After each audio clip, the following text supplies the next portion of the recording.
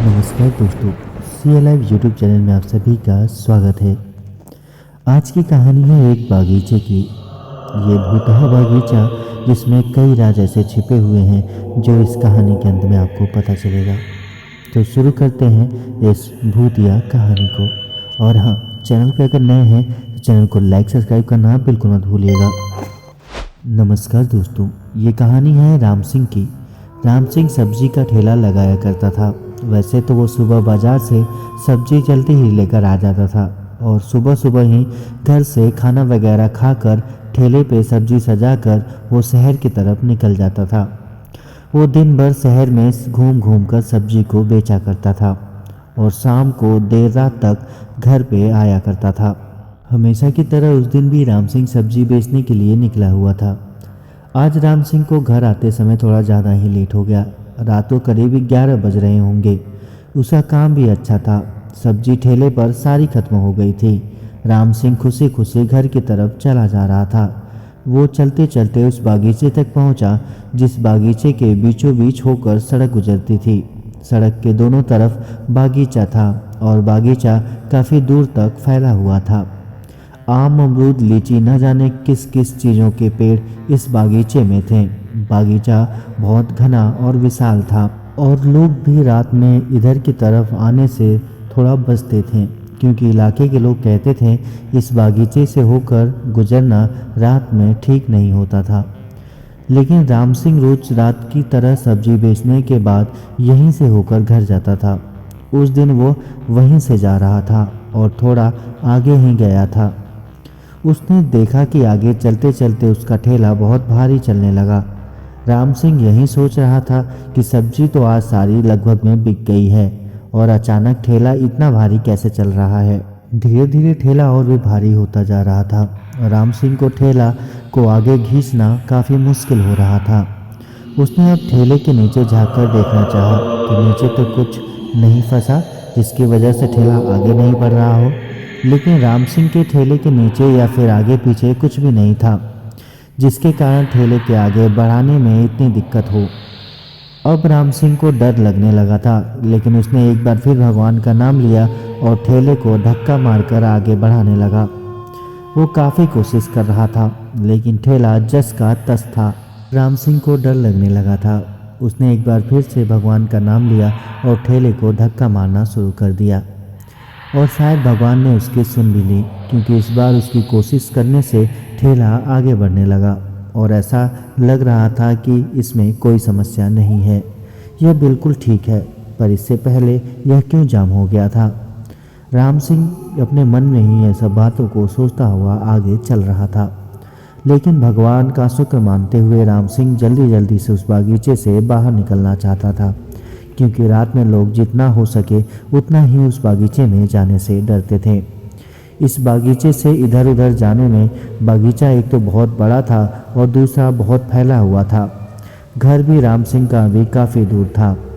राम सिंह को आधा या पौने घंटा तो लग ही जाता था।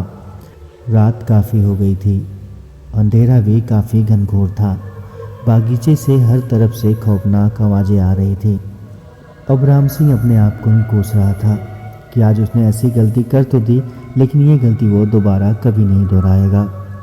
अच्छा खासा रोज अपनी सब्जी बेचकर घर सही समय पर वह चला जाता था। आज ही वह फंस गया। यही सोच रहा था कि बस कि आज मैं किसी तरीके से इस बागीचे से बाहर निकल जाऊं। यही सोचते हुए आगे बढ़ रहा था। तभी अचानक से ऐसा लगा कुछ तूफान सा उठने लगा। सूखे पत्तों से हवा टकराने की वजह से खरखर की आवाज़ काफ़ी तेज हो गई थी।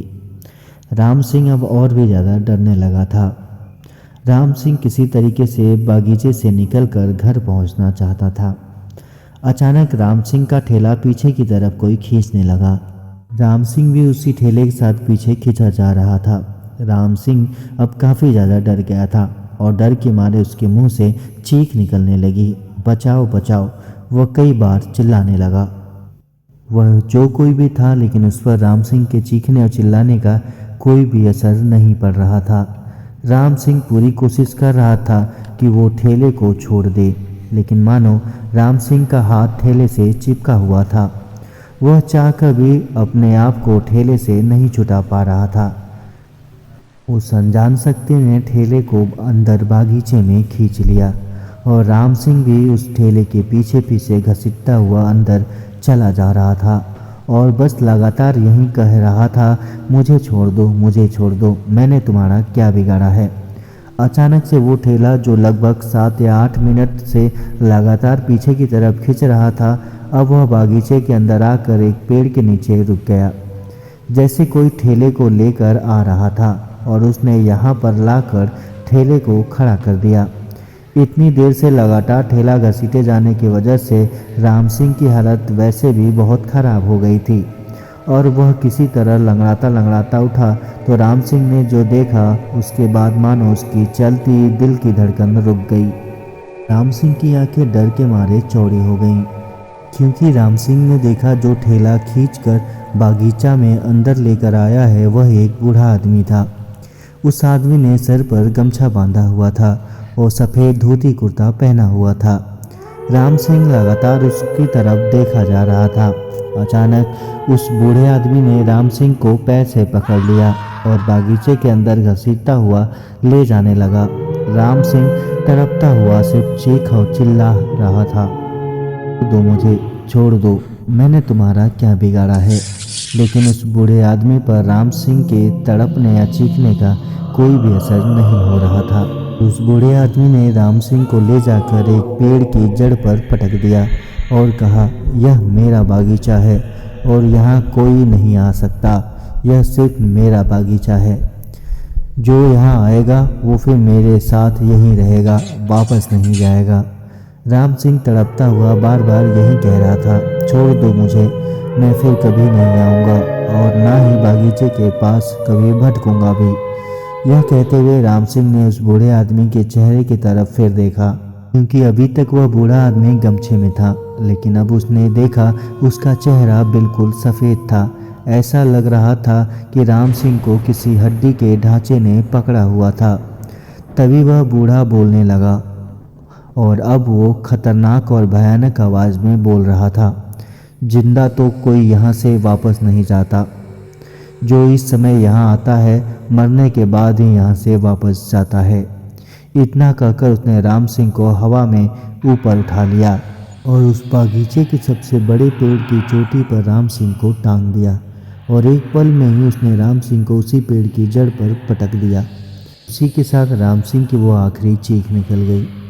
हैरानी की बात तो यह है, राम सिंह की मौत उस बागीचे के अंदर उस पेड़ के नीचे हुई, लेकिन राम सिंह की लाश पुलिस वालों को बागीचे के बीचों बीच होकर गुजर रही सड़क, उस हादसे के बाद से उस सड़क को हमेशा के लिए बंद कर दिया गया।